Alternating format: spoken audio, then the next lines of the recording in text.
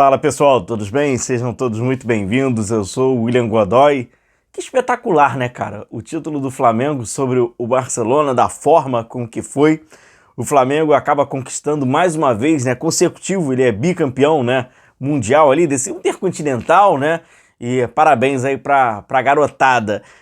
Agora eu acho que é a maior representatividade do que é ser Flamengo, né? E aí eu quero falar sobre esse jogo especificamente, pois ele tem uma importância antes da bola rolar e pela partida, por tudo que envolve, ganha uma proporção, né, cara, até de emoção mesmo, muito grande, de envolvimento, né, muito grande. E também quero fazer uma avaliação sobre alguns desses rapazes, pois é o seguinte, galera, primeiro eu acho que é o fundamental, tá? Cara, não importa qual é o sub, se é 17, se é 20, se é 13, se é 9 realmente. Eu acho o seguinte, eu acho que quando você começa a fazer parte, ser atleta do Flamengo, você tem que entender uma coisa. Não importa qual é o modelo de jogo, não importa qual é o esquema tático, não importa taticamente o que você está aprendendo, o que você está seguindo ali, não importa. Uma coisa eu acho que tem que estar no manual do clube. Quando você é atleta do Flamengo, você é proibido de desistir antes de terminar. Por quê? Faz parte da história do Flamengo. O atleta do Flamengo, o jogador do Flamengo, ele tem que sentir que ele tem superpoderes quando ele coloca a camisa do Flamengo. Pois a camisa do Flamengo, numa decisão, ela tem isso a oferecer e ele tem que acreditar. Então não importa como é o trabalho na base, né? Não precisa se ele é homogêneo ou não sobre modelo de jogo. Uma coisa só acaba quando o juiz apita, pois com a camisa do Flamengo você é possível ganhar superpoderes e esses superpoderes eles podem fazer com que o universo seja finito, permitir com que o tempo seja parado e fazer com que você ganhe um título na última bola. Então você tem que acreditar nisso. Muitos times brasileiros, eles são campeões, existem muitos times com títulos, assim como o Flamengo e tal, tem muita gente com título. Mas, igual o Flamengo, que tem muitos títulos, mas no final da partida, não. Então você tem que acreditar. Então isso tem que estar no manual. O Flamengo consegue transformar uma partida que está num caos numa partida redentora, né? Então ele consegue ter uma redenção mesmo num caos. O Flamengo conquista títulos assim. Isso faz parte da história do Flamengo. Quando fala-se muito sobre DNA do Flamengo, eu acho que o maior DNA do Flamengo é isso. Conseguir conquistar um título quando parece improvável.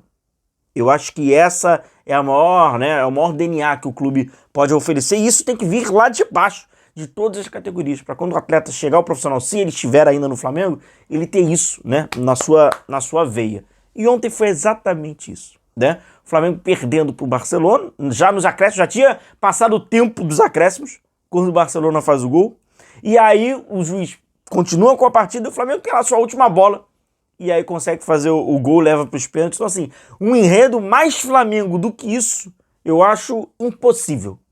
Só espero que a garotada não tenha usado a nossa cartada de sorte de 2025, né? Porque caso a gente precise, né? Mas foi sensacional, cara, sensacional. E aí eu quero falar também sobre esses garotos. Primeiro que é o seguinte, o Barcelona jogou mais bola, né?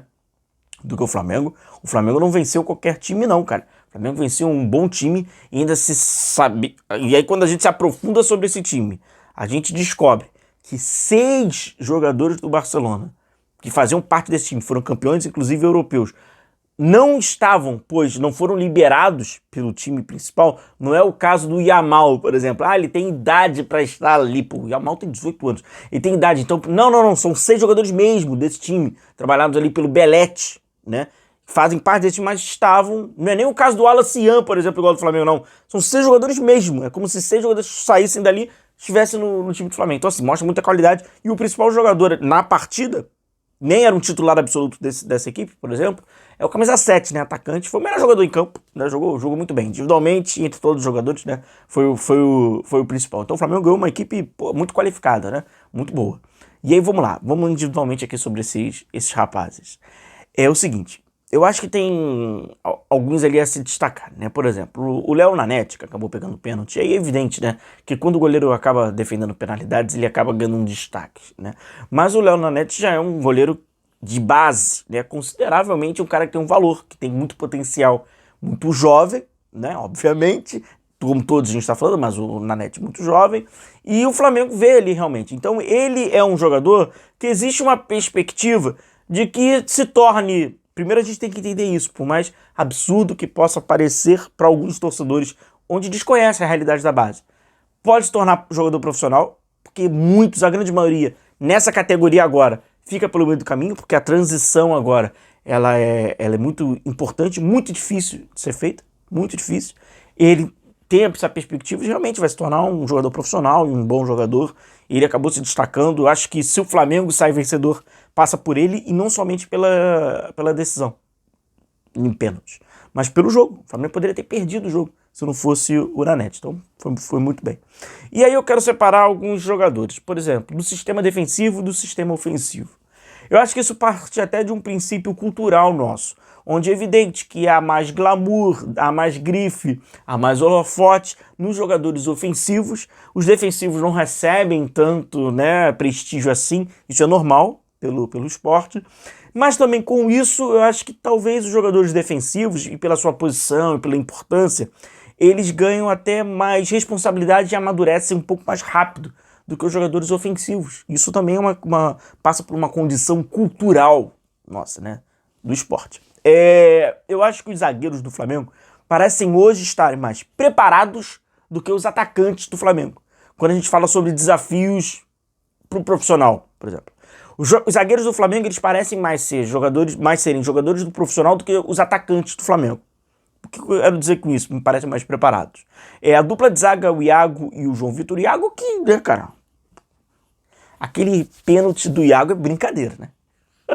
Aquilo ali é brincadeira, né? Porra, aquilo ali o cara já passou o gelado, né? Aquilo ali não é nem o gelado, né? Ele já foi para uma outra temperatura. Porra, é absurdo. E ele foi, né? O Salles, na verdade, o lateral, né? Fez um belíssimo lançamento na segunda trave.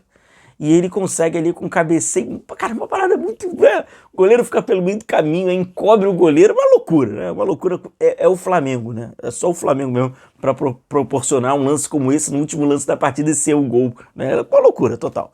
Ele e o João Vitor, né? O Iago, e aí eu trago como uma informação para vocês. Isso é uma informação. O Iago meio que fica ali chateado por ele não ter oportunidades ali no time profissional do Flamengo, tá? Ele achava, né, certamente, que talvez no segundo semestre, no momento aí da temporada, ele pudesse ter alguma oportunidade, e ele não, ele tá atrás, né? Não apenas dos profissionais, mas também de alguns seus companheiros ou ex-companheiros de base, como por exemplo o Cleiton, né? O próprio João Vitor recebe um pouco mais do que ele. Então ali, o Iago é um jogador que está recebendo poucos minutos. Poucos minutos não, perdão, não tem minutos. Poucas oportunidades, né? Não havendo assim oportunidade. É um zagueiro de quase 1,90 m, que é considerável, né? A altura, condicionamento físico dele muito bom, e é um cara muito vencedor na base do Flamengo.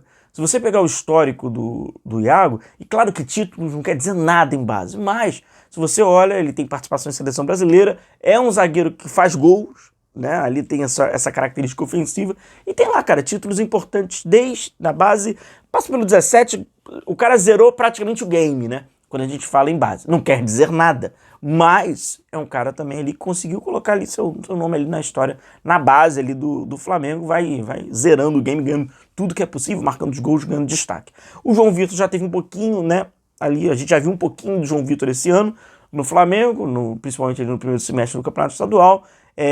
Um zagueiro com menos força física, mas talvez ali, né, com posicionamento, saída de bola redondinha, né? Conseguem fazer uma zaga ali muito interessante.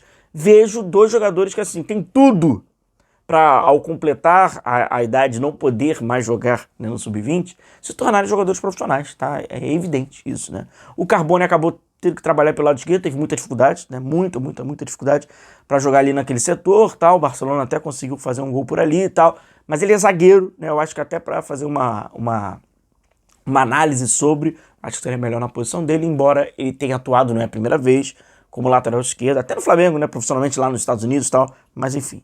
E aí vamos falar dos principais, né? Vamos dizer assim, em aspas. Que é o Lohan e é o Matheus Gonçalves.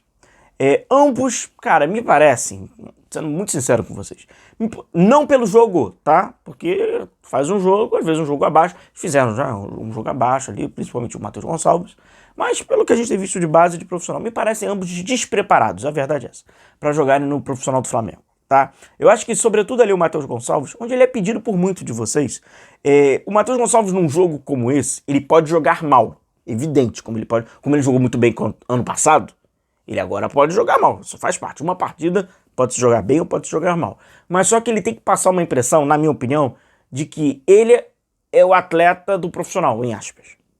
Tá? Se ele é um jogador que é pedido pela torcida, que fala assim, não, esse jogo é para ser um substituto do Arrascaeta. Então assim, se você tá colocando nele perspectivas, ou está aproximando ele dentro de um... Cara, você ser substituto do Arrascaeta é você ser o substituto dos principais jogadores do futebol brasileiro. Tá? Então eu acho que quando você vê esse cara em campo, esse cara tem que te passar uma impressão de falar assim, bom, é reconhecido em campo que tem um jogador aqui que é diferente de todos esses caras, que é o mais profissional de todos eles. Se você analisar o jogo, ele não parece ser. Se a gente não acompanhasse, fôssemos desconhecidos, e falasse assim, tem um aqui que você não diria que é ele. Mesmo ele poderia jogar mal, mas mostrar isso. Questões técnicas e físicas. Ele tinha que estar acima. Não tá. Então, assim, na minha opinião, se é isso, não, porque o Flamengo, ele tinha que mostrar. Não mostra. Eu tenho uma perspectiva dele, desde até do profissional, passa pela base também, que não é uma questão de desqualificação, porque ele é qualificado, ele é bom de bola. Ele é bom de bola. O problema, na minha opinião, é que ele é impreciso. O que eu quero dizer com isso? Não é a sua falta de precisão para dar uma finalização. Não, é uma imprecisão na jogada. Ele é capaz de dar um elástico. Tecnicamente, ele é capaz de dar um elástico. Fazer uma bonita jogada. Até no profissional. Coisas que até jogadores do profissional talvez não façam. Ele dá um elástico. Só que ele não vai dar um elástico lá na área e vai ter a precisão. Ele vai dar um elástico lá no meio de campo, que é uma jogada que, sabe, ela é bonita tecnicamente, mas falta ter mais. E no futebol profissional, você precisa ter mais impacto sobre a sua precisão, né? Então eu acho que abaixo estoura agora a idade dele, né? Ele é um atleta que está num momento complicado, pois não pode mais jogar no sub-20 e hoje não está preparado para jogar no Flamengo, a verdade é essa. Então ele fica naquele meio termo. Vamos ver qual o caminho que ele vai seguir. O ideal, se o Flamengo quer ainda ter o Matheus Gonçalves, ou tem, ele vai, mais tarde ele vai amadurecer o seu jogo, né, ganhar mais pressão, seria emprestá-lo, mas eu creio que vai ser um vínculo definitivo. Ou segue, ou vai pela outra via. E o Lohan, que é mais jovem, né? O Lohan ele é mais jovem do que o Matheus Gonçalves. O Lohan tem um jogo sem bola ruim. Essa é a verdade. E eu não tô falando do jogo de ontem, repito, tá? A gente tá falando pelo que a gente acompanha. O jogo do Lohan sem bola, ele é ruim. Só que ali tem margem para evolução. Ele é jovem, ele pode evoluir esse jogo dele sem bola. Primeiro que eu acho que tem que haver uma consciência do atleta sobre a importância do seu jogo sem bola. Eu acho que o Lohan, ele não vai evoluir esse aspecto do jogo sem primeiro ter uma percepção. E é nítido que a percepção dele ainda talvez, né? Bom, eu sou muito acima da média, eu sou muito bom com a bola no pé. Sem a bola, eu posso ter momentos irregulares ou imprecisos, como citei do Matheus Gonçalves. E não vai impactar tanto assim. Mentira, impacta. Se você pega, por exemplo, nesse jogo, o primeiro tempo do Lohan e o segundo tempo do Lohan, é nítido que o segundo tempo vai haver uma queda sem bola. O jogo dele sem bola. E no profissional, não tem como, cara. E quando você pega no profissional, ainda com a idade dele, o futebol não vai admitir. A verdade é essa. Um garoto de 18, 19 anos, que vai perder a bola e vai ficar naquele momento do trintão, né?